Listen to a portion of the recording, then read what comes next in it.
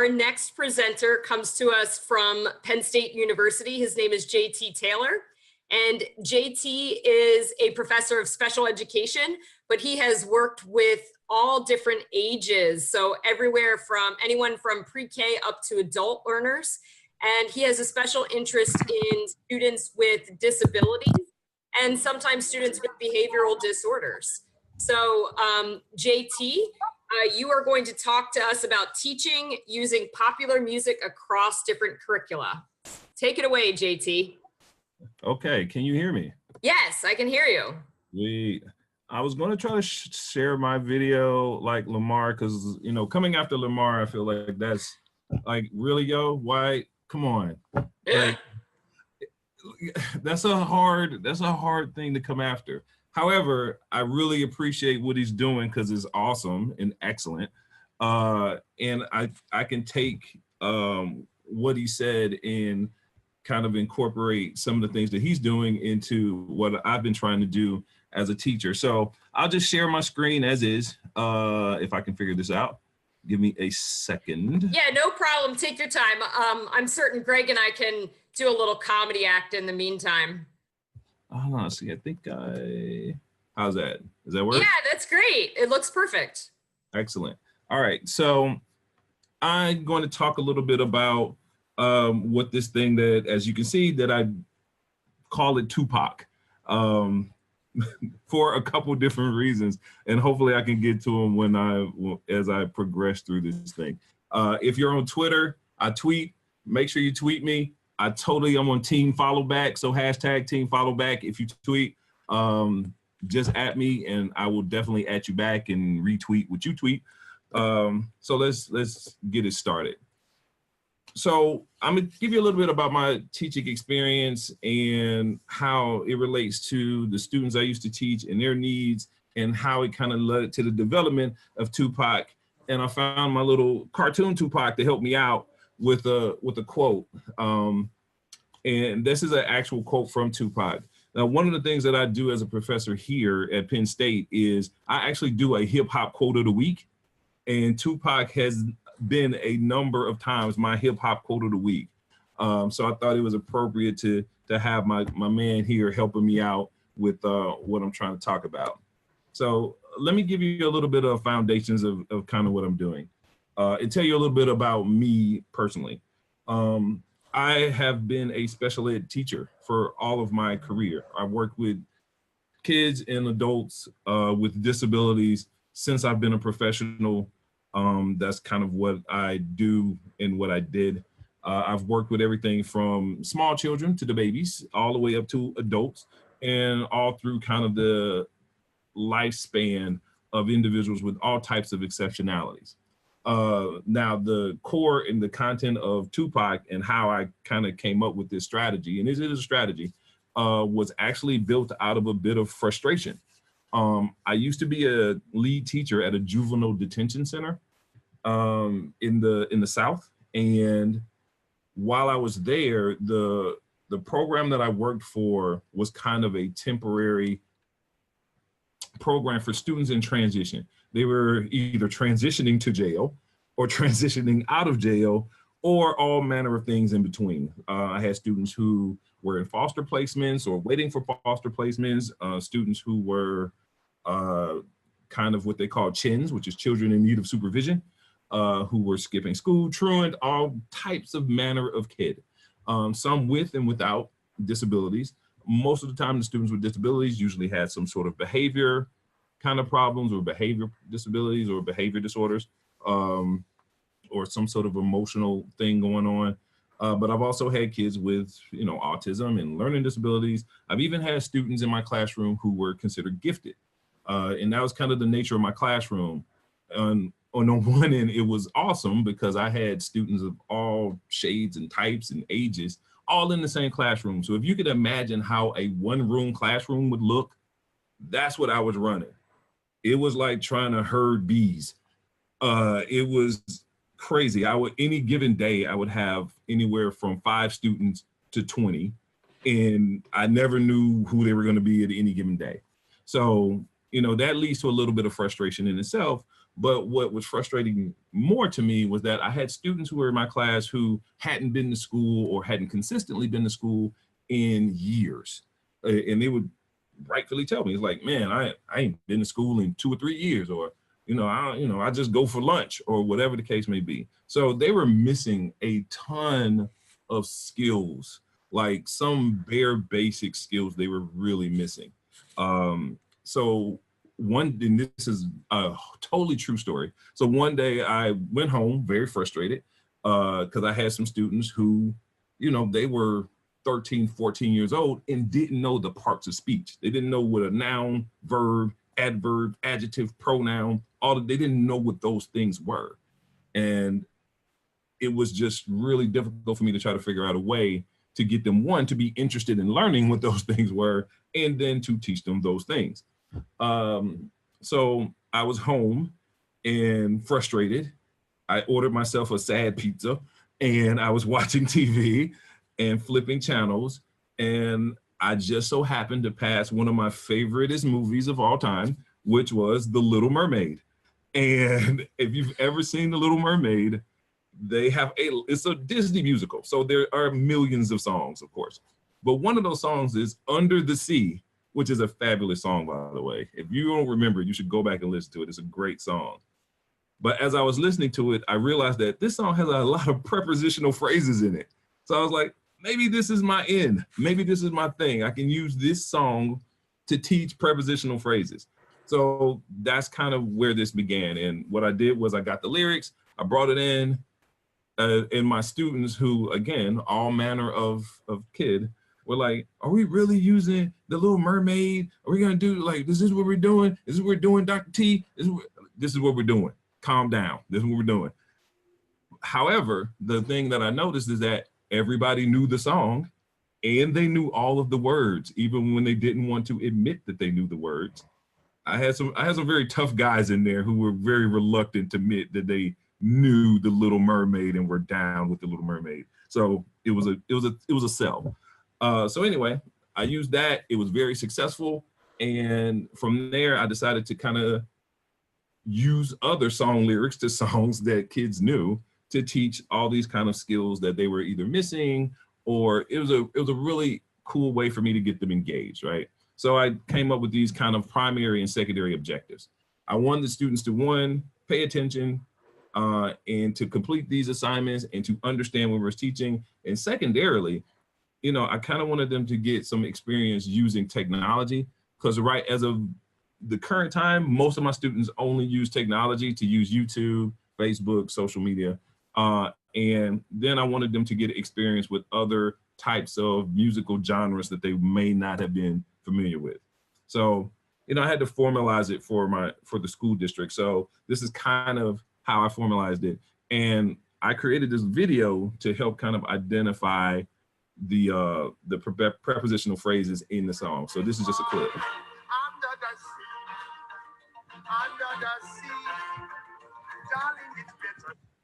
Uh-oh, sorry, let me go back. It's a great song, by the way. It's such a good song.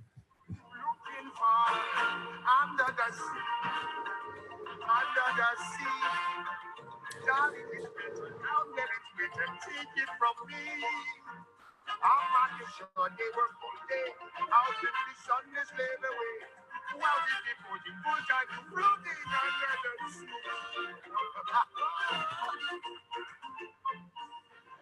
So again, I used The Little Mermaid and Under the Sea to teach prepositional phrases to this ragtag group of students.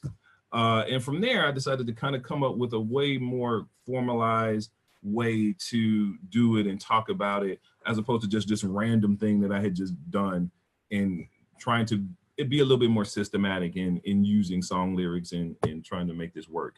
So this is kind of the what. So this is what T.U.P.A.C is designed to do, at least the strategy that we're calling. And this is why I kind of started using it. And in developing kind of these series of skills and steps, this is what I developed in doing T.U.P.A.C, right? It's pre-teaching and preparation. So, kind of collecting data. What do your students need? Where are they? And I'm not sure how much research is out there on, and I've tried to find it and I haven't found a lot of it, on using music to teach, particularly kids with disabilities. There's some for students with learning disabilities, inclusive classrooms, but I'm thinking alternative settings, which is where I did a lot of my work, and for students with all across the disability spans. So, I tried to come up with these steps to formalize this a bit. So it's pre-teaching where are they, what steps, what concepts do they need to learn, and then selecting songs that are relevant to what you want to teach. How to do the in-class instruction. Teaching the basic definition of skills is basically regular teaching. What are the defining characteristics of the skill? And then introducing the song that you're going to use and how the lyrics connect to that skill or teach what you want to teach.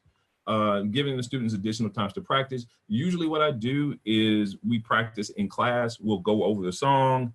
We'll either use the song to point out these different things, or we'll use the song to be the entrance to what we're going to talk about.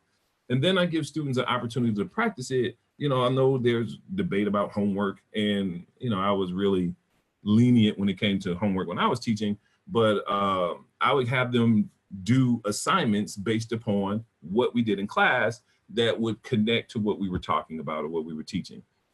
The cool thing about that part was that secondary, or some of those secondary goals that I wanted to hit, like using technology and helping students kind of understand or get experience with other type of genres, musical genres, this is where I did it. So I would send them home and say, okay, well, I want you to find lyrics that connect to what we were talking about or illustrate whatever skill we were working on, but I would put some other parameters on it. So I want you to only find country music songs. I want you to only find rap songs. I want you to only find rap songs. I want you to find songs from Frank Sinatra that illustrate what we were talking about. And the kind of one of those secondary things that happen with that is that a lot of students end up having to work together collaboratively because they weren't familiar with that genre or that artist. So I would have my students who were like hardcore rap student, all they listened to is rap songs, that's all they knew. So now you have to go find these country songs that illustrate this thing. So you have to talk to the kid who only listens to country music, and vice versa. I can tell you, it's not necessarily related to STEM, but we had one situation where we were just having a discussion in class, and I was telling my students we were talking about relationships and how relationships works, because, when you're in an alternative setting classes, you get to veer away from the typical kind of teaching things. You can talk about whatever you want. So we were talking about relationships, and we were talking about love and marriage. And they didn't realize there was a song that was a real song. They just thought it was a song that was part of the Married with Children show. They didn't know it was like a real Frank Sinatra song. So I had them look up Frank Sinatra. And when they came back the next day, my students were like, Frank Sinatra's awesome. We want to be Frank Sinatra. And I was like, slow down. It's cool. I'm glad you appreciate him. Just be you and be the best you can be. But it was just cool to hear them learn about something that they kind of knew but didn't know. So, and then of course assessment, because you always got to assess whatever. So let's talk about something specific to science, right? So here's one learning objective. And the entry point for this was I had students who always talked about they wanted to bling, they wanted to shine, but they had no idea about what that meant.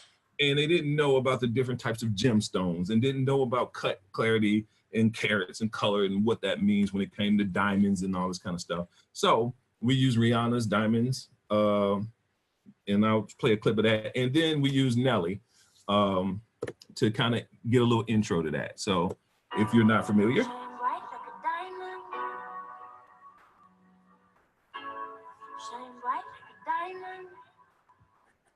So this song led to Why Do Diamonds Shine? What makes them shiny? And then we jumped into Nelly. Welcome to Nellyville. We're all newborn to the half a mil. Sun gets to Vanderbilt as soon as they can reach the it. And all this time is the size of the age.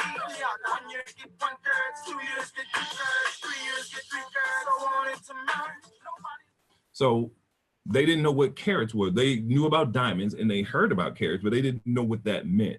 And we're talking about across curriculums, even though this was our intro to science, we were actually able to use both of these songs to start talking about where do diamonds come from, which led us to using Kanye West's song, Diamonds of Sierra Leone, which then turned into an economics and geography lesson, because they had no idea where Sierra Leone was. And they also didn't know the idea of blood diamonds and the economy of how much would it cost for Nelly to buy diamonds for every female in the population if you did it this way. So it turned into a broader lesson beyond science, but also to include geography and kind of economics. All right, and of course we have to connect it to the standards, so I did. So we connected it to the NGSS standards, and it was actually not very hard to do because my students were so far behind and just missing so many different pieces and kind of what they knew and didn't know, is really, I can kind of pull from almost anything. So I'm gonna give you another example of how I connected some STEM stuff. And this was for 2 students I had in my class, not at the same time, they came at different times, but once I did it with one and realized it worked, we tried it again with the other one. And these students were actually gifted students. So they were doing trigonometry. And let me just tell you how difficult it is to be a teacher and go from, talking about simple multiplication and having to teach that, and then having to teach like calculus and trigonometry. It is not the best way to teach, but is what we had to do. But anyway, we used the song Wrecking Ball from Miley Cyrus to talk about trigonometry. And the great thing is there was actually these little clips, A, B, C, and that graph were pulled from a study where some people published a study on whether it was feasible for Miley Cyrus to be a wrecking ball. Clearly she is not, but it was great that they did it and they were able to connect it to kind of the idea of potential and kinetic energies and trigonometry. And I was able to use that information in the lyrics to go into it with the 2 students who I did this for, who were very, according to them, they had never done that kind of thing, which was, I was pretty proud of, because they were in this alternative school for whatever reason, and we were able to do some really cool stuff. 1 second. So if you're not familiar. I came in like a wrecking ball. I never had somebody love. All I wanted was to break you off. And all it was an entry point to talk about trigonometry, kinetic, potential energy, and all these things. So we're connecting it to the Common Core math standards and the next generation science standards. Also not very difficult to do, even though these kids were quote unquote gifted.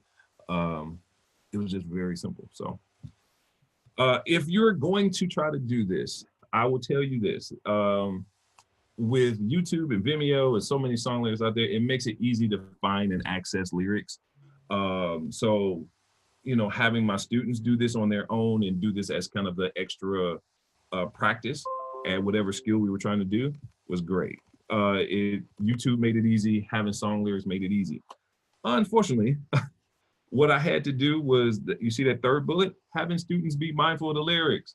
I had to put extra parameters on there, which I should have thought of in the beginning, because they came in with all kinds of stuff, super inappropriate things. So I had to really, yeah, we had to go back to the drawing board on that one. So like, okay, let's keep the profanity to a minimum, and the innuendo to a minimum. You have to be very, ironically, you had to be very explicit about that. And then I used this opportunity to expose students to other genres and styles, which was a really good avenue, because what ended up happening in most cases was that my students who were only, say, country music or rock or rap or whatever, learned to appreciate other genres and styles and artists of music who they really would not have been exposed to otherwise. And then they found out that there is a lot of collaboration that happens between musicians. So I had a couple students who were only listening to country music and across the board, and then they discovered that there's this subgenre like this country rap, and they fell in love with that, which, yeah, I can appreciate that. And same thing with my students who only listen to rap music. once we start talking about rock lyrics and different songs and whatever the case may be, they became, really appreciative of other styles of music. So that was great. Yeah, so let me tell you a little bit about why it's called T.U.P.A.C, and then I'll wrap this up. So I didn't just make up the word Tupac, although it fell into my lap and I had to take it. So when we first started doing this, before we even came up with a systematic way, and I was doing this with my students, I told them, I was like, look, I got to come up with a cool name for this strategy, and it has to be cool. It can't suck. It can't be lame. And so we decided to do a brainstorm thing where we kind of had this word wall, and they were throwing out words, and they were like, it's teaching. So I was like, okay, we're going to roll with teaching. And they were throwing out all this other stuff. And then I was like, it has to be a cool acronym. And then I had to teach them what an acronym was. So we did that. And after I told them what an acronym was, we went back to the drawing board, and they came up with, you're using popular music, but you're teaching us with it, and da-da-da. So we actually put together these words, and of course I finagled it a little bit, and we came up with T.U.P.A.C. So I was like, we're rolling with T.U.P.A.C. And so my students actually helped me create that strategy, at least the name of that strategy. So that's why it's called T.U.P.A.C. And I thought it was apropos. So other than that, this is kind of the songs we used and some of the references. I can make this available to anybody if you want to use it or have teachers use it or whatever. I've done this, and I've actually shown a number of teachers how to do this. And there are some teachers in like really random parts of the United States who are actually kind of doing this. A few teachers out in Arizona, a couple that are in like New Mexico. I think I have some in New Hampshire. And they usually send me back the songs that they used and what they used it for. So that's it. If you have any questions or thoughts or ideas, please let me know. Other than that, that's it. So. JT, I have to say, you kind of have the hardest job in the world in some ways. I don't know about that.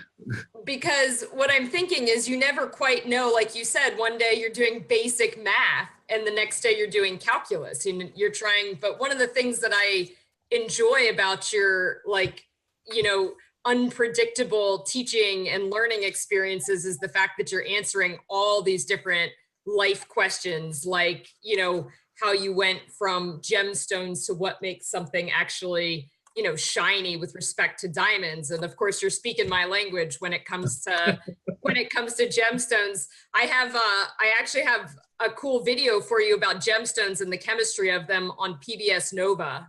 Nice. Yeah, it's called The Secrets and Treasures of Gemstones, if you're still curious. But I love the fact that you're including culture, you're including art, you're including questions that people have about everyday life, that you're just taking one concept with the music and you are just learning about every aspect of human experience with respect to that. And I can't imagine how much your students are just learning and just curious to learn more as a result of connecting in that way.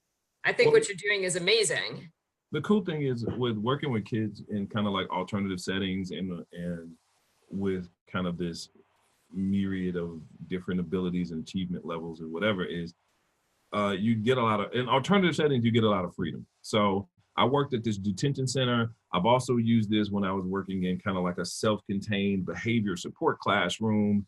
Some of the other teachers who I know that are using this are usually in kind of these self-contained special education classrooms for kids with behavior problems, or they're in juvenile justice settings or whatever the case may be. So you do get a lot of autonomy to kind of play around with strategies and stuff. And with that, you get to kind of play around with some other stuff. So most of these things kind of grew organically. Like the thing with the diamonds was like, I always heard my kids talking about they trying to shine, they want to bling, they want to do this. And I was like, do you know what any of that means? Like, what does that even mean? It's like, man, I'm gonna have my thing gonna be on blam. And I was like, what does that mean? And then so I have two more for you. One is she's got Diamonds on the Soles of Her Shoes by Paul Simon. Yeah. And diamonds are a girl's best friend. Yes. Well, one of my students brought that in for his homework. And because I was like, he brought it in and he was like, now I understand why diamonds are. which was great. And again, that grew into a conversation about blood diamond. Yeah, definitely. Oh, JT somehow got disconnected, and we can wait for you. That's not a problem.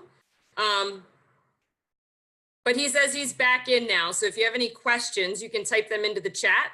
I'd also like to invite, I know that some of my kids are actually watching this in my the fourth period class. If they have a question, they can also ask too. You can type it into the chat or go from there. And I did get your picture, which I'm working on. Oh, I think I'm back. Am I back? Hey, there you are.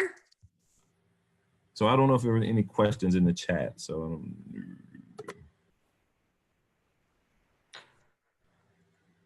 and I think Lamar might be gone to class. Yeah, I think he might have too. I know he actually, and it's too bad because my cat just hopped up on the computer, and he probably would have liked that.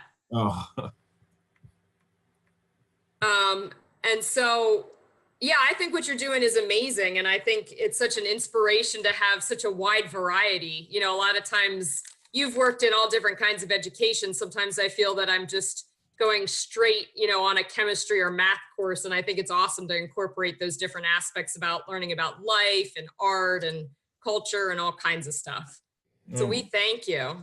My philosophy is that you want a well-rounded kid knows how the science of all things are connected to the rest of his life. Like, and that's been my argument for trying to advocate for science teaching for kids with disabilities, is that the understanding science is a quality of life issue, and it's a life perspective. So we do have a question for you. It says, can you talk more about the transition from the song about diamonds into the more detailed instruction?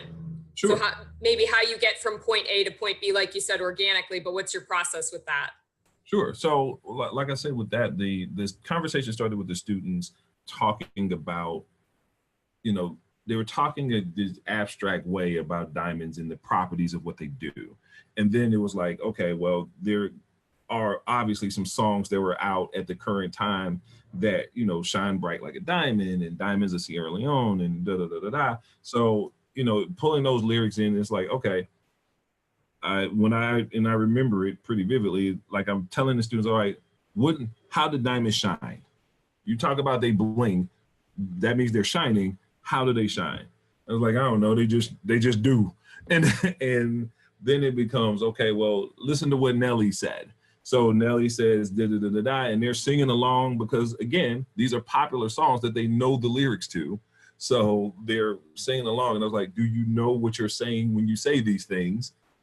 What's a carat? What does that even mean? I don't know. We just know diamonds have carats. Okay.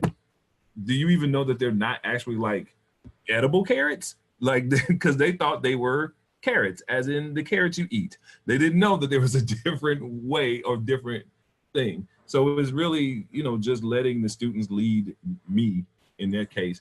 And as we start talking about these different gemstones and different diamonds and their properties of them, you know, the logical question is, all right, do you know where diamonds come from? And some of my students did. It was like, well, they come from rocks. Kinda. So kinda. Okay, that's good. We start there. And then, so where do most of these diamonds come from? And this is, again, one of my secondary goals was to get them to use computers and technology for more than just Facebook and Instagram. So now I have them practicing their search and research skills. So where do diamonds come from? And, you know, they're like, oh, they come from Africa. And, oh, this is what Kanye West was talking about when he said diamonds from Sierra Leone. Perfect. Let's bring in those lyrics. And when you go through those lyrics, he talks about conflict diamonds and blood diamonds. When they first heard that, most of my students thought they were red diamonds. And then they were like, are blood diamonds red diamonds, or are they just rubies? I was like, they're neither. So let's talk about that. And then we talk about that. And now it becomes a question about the economics of buying diamonds and where is Sierra Leone in the world? You know, what does that mean? Why are they coming from there? And you know, it's amazing how, you know, kind of opening it up for students, particularly, you know, these students who are considered, you know, they're academically behind. and don't participate in school very much, now they're part of this conversation about the broader, not just understanding what diamonds are, where they come from, how they're made, the properties of them, but what else does that mean in the grander scheme of the world, in the grander scheme of life? One of my students was like, man, that's messed up. Now that he knew all this stuff, he was like this kid's dying to wear these diamonds. Like, now I feel differently about him. And once we start pulling video of what these kids look like, and you're like, that kid's no older than you, and they're working in a diamond mine. Like, you're complaining that your McDonald's was cold. Like, this is a whole thing. And it's just opening it up and being flexible. I think is just being flexible and letting the kids lead you, but knowing where you want them to go. Yeah, that's great.